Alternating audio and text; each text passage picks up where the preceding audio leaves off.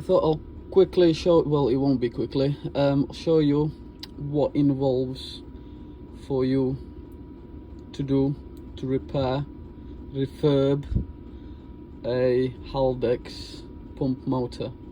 As you can see, it's already stripped and I'm putting it together now with new parts.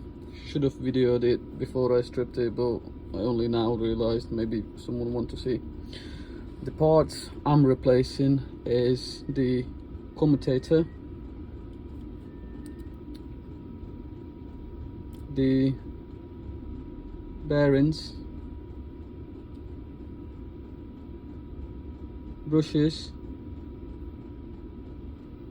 and the oil seal. As you may see, whoop, nearly knocked the camera over. The oil seal is quite destroyed because I couldn't get it out, and it's really hard. So yeah, these are the parts I will replace. Also, 2 O-rings will be replaced. Let me put the old parts on the side, and I'll try to explain my best how I done this. It's a little bit backwards, but hopefully you'll get the picture when I put it back together. When you take it apart, you'll see this. You need to get that bearing off and that bearing off. This bearing off can be pulled off by, the bearing pullers which you use to remove the wiper blades, not wiper blades, but wiper arms. But you can't get in here with this, with that puller.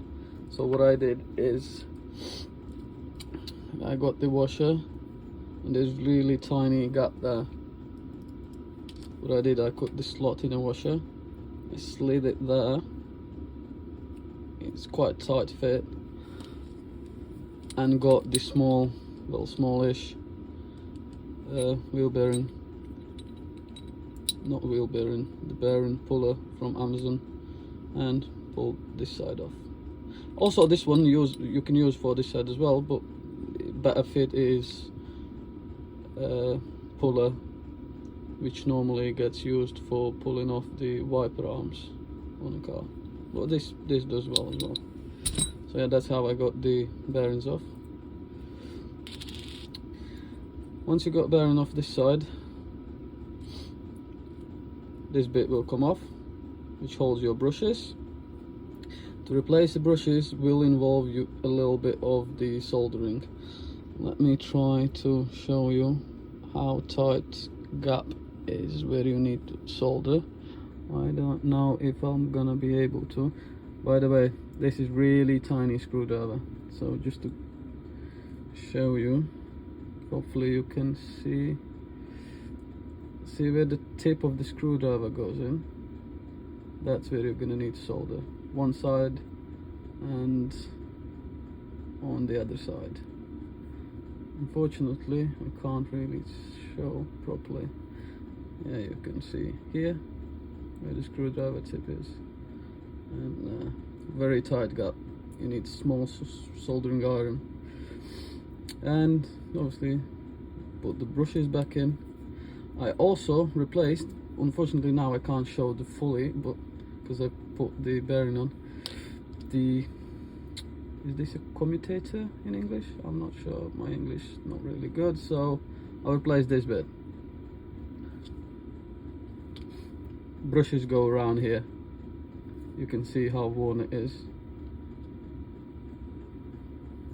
See how the legs are bent back?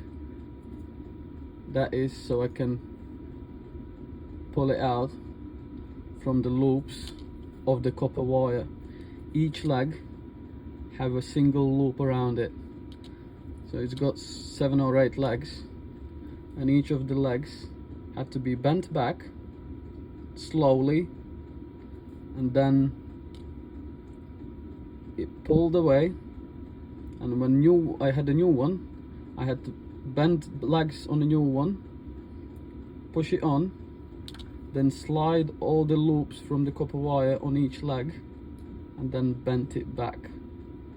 The legs are very sensitive, not sensitive, fragile, shall I say. So take your time to do that, because you can break the leg off. And do not damage the wire, the copper wire. In this part, I think that's about it. Try to not to handle it with greasy hands. Yeah. Let me zoom out.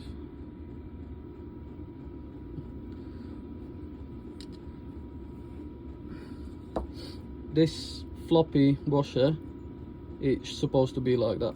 That is some sort of dust shield. And I don't know if you can see, there's 2 magnets on each side. All I'll do is I'll slide it in.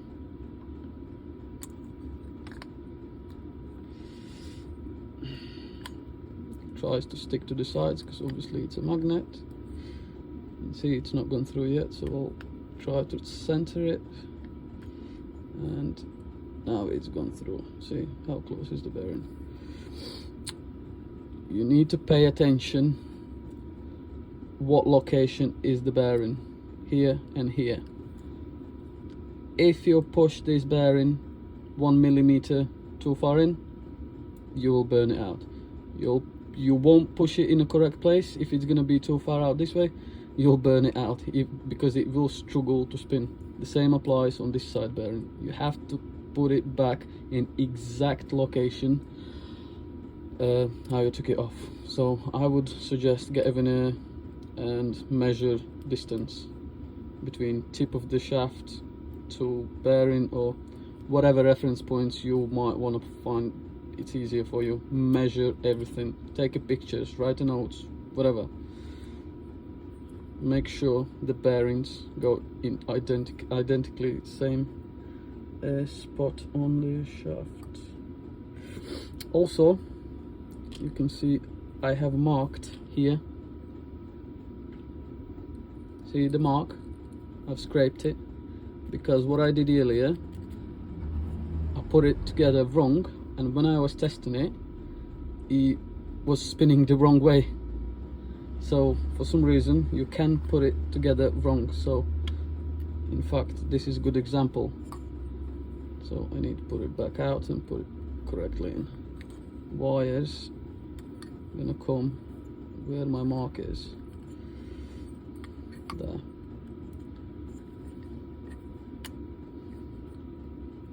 Okay.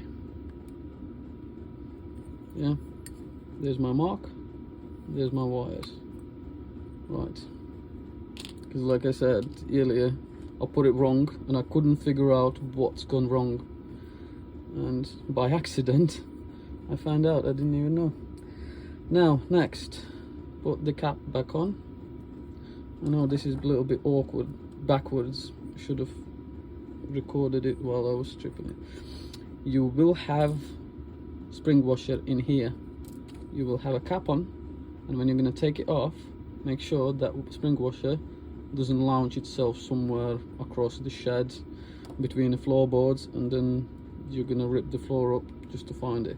It's funny shaped. It's like concave. It's almost like, no, I can't really say. Can you say? Yeah, it's not normal washer. It's, yeah. What I'll do, oh, I nearly lost it myself. I'll put it back in there, and hopefully it won't fall out. So what I'll do,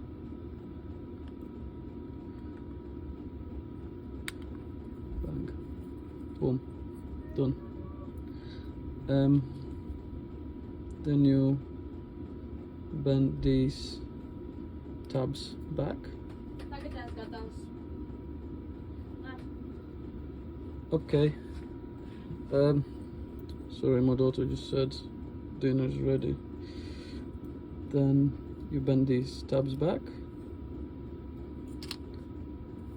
Make sure it still spins. See, it spins freely. Also, make sure there is no lateral movement. so the shaft doesn't go that way, which mine doesn't, and also there is shouldn't be any movement that way either. This is good. What you'll do, you'll bend these tabs back, slide it back in. By the way, you don't need to cut any wires, there is enough wire. Put it in, then put this cap back on with new seal. That's the old one, but for showing purposes I'm not going to bother. 3 holes, match those in here, because this is what's going to go on the top. You can see this is our oil seal, which I replaced. The one I destroyed, pulling out. See, that's brand new seal, pushed in. When you take this cap off, there will be tiny screw here. I struggled to get it off. I cleaned it, and then I got the I can't remember what size was it, had inside, got a good grip, slightly a spin, and the head broke off. But I don't see the reason why I should put it back in. I'm just gonna leave it off. It's up to you what you're gonna do. Then these go back on. See, they got rubber washers kind of thing. Don't lose them. Oh, I almost did one myself.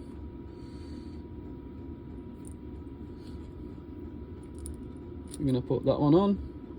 Then there is these 2 gears, the bigger one and the smaller one in the middle. Then the cap is on the top, and the actual filter itself, well, something like on those lines, yeah. So the filter you would take off first, then you would take the cap after the filter, then you take these gears off, then this,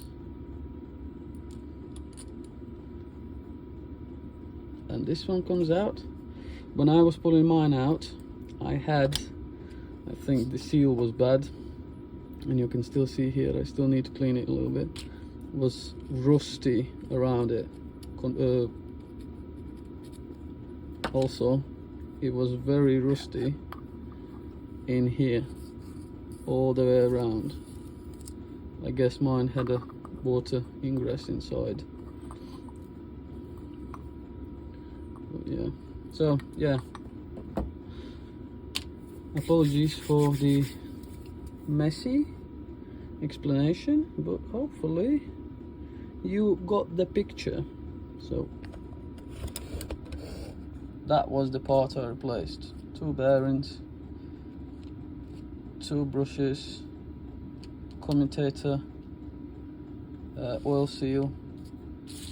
That's the part of the puller to get the outside of the bearing off, and I've got 2 O-rings to replace as well. So yeah, bye.